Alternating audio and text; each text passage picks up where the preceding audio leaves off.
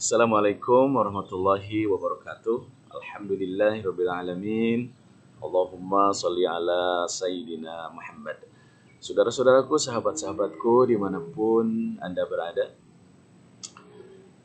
ada satu ungkapan bahasa Arab, quotes yang indah, saya kira bagus banget. Wa ma ladzatu illa ba'da ta'ab. Tidak ada kenikmatan kecuali setelah terlebih dahulu ada ta'ab, kelelahan. Kelelahan. Nikmatnya istirahat malam itu kalau seharian kita penuh bekerja, melakukan segala hal, kemudian sore pulang, mandi, kemudian pakai baju yang bersih, waduh, luar biasa nikmat. Karena seharian ada kelelahan. Tetapi kalau siang hari kita tidak melakukan apa-apa, kita hanya duduk-duduk saja, maka sore itu tidak ada kenikmatan seperti yang dialami oleh orang yang mengalami kelelahan itu.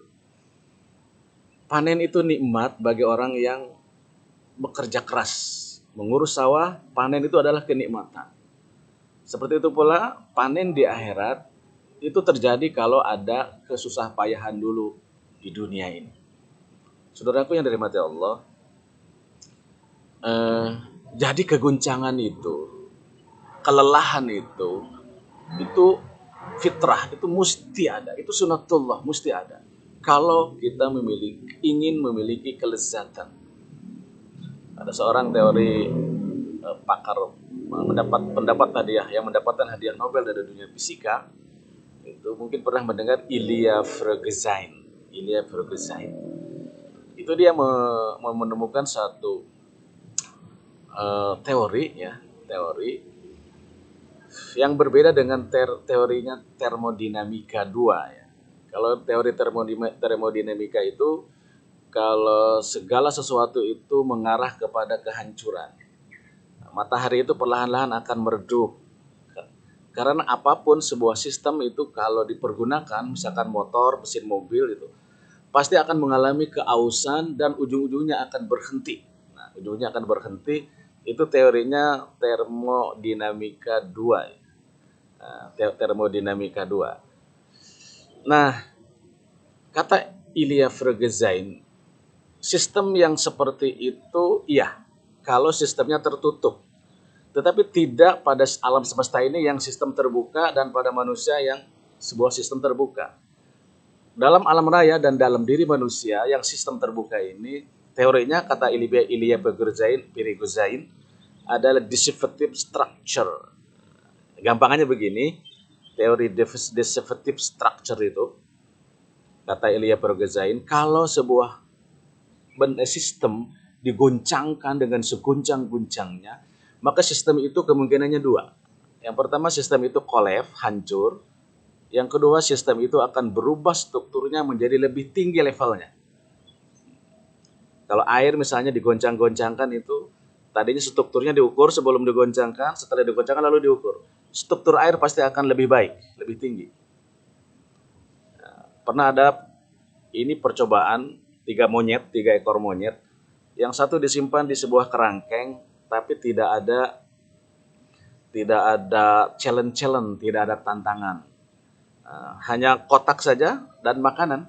Yang kedua, ada monyet di satu kerangkeng juga, tapi di situ banyak tantangan, ada pohon, ada tempat-tempat loncat, tapi tidak terlalu rumit. Yang ketiga, ada satu kerangkeng, di dalamnya itu ada tantangan-tantangan yang sangat rumit dan berbahaya. Lebih rumit daripada yang kedua. Dalam 3 bulan, lalu monyet itu disembelih, dibuka otaknya. Ternyata struktur otak 3 monyet itu berbeda. Yang pertama strukturnya itu biasa. Yang kedua strukturnya lebih tinggi, lebih rumit. Dan monyet yang ketiga struktur otaknya itu lebih rumit lagi, lebih hebat lagi. Nah, berarti goncangan itu merubah struktur yang ada dalam diri manusia. Itu berlaku pada manusia.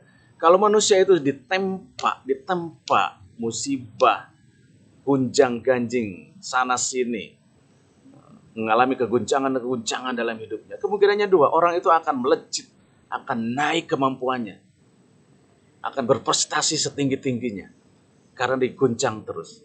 Seperti dalam kisah si Midun dalam film Sengsara Membawa Nikmat.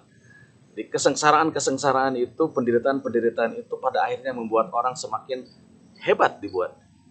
Sebut pemimpin besar di dunia ini yang masa kecilnya enak, gak ada. Semua pemimpin besar yang pernah lahir di muka bumi ini semuanya adalah karena hasil tempaan-tempaan di dalam hidupnya. Itulah teori Ilya Firgezain, Disruptive Structure. Mudah-mudahan kita semua dengan gonjangan ini bukan collapse, tapi malah naik kepada level yang lebih tinggi. Wassalamualaikum warahmatullahi wabarakatuh.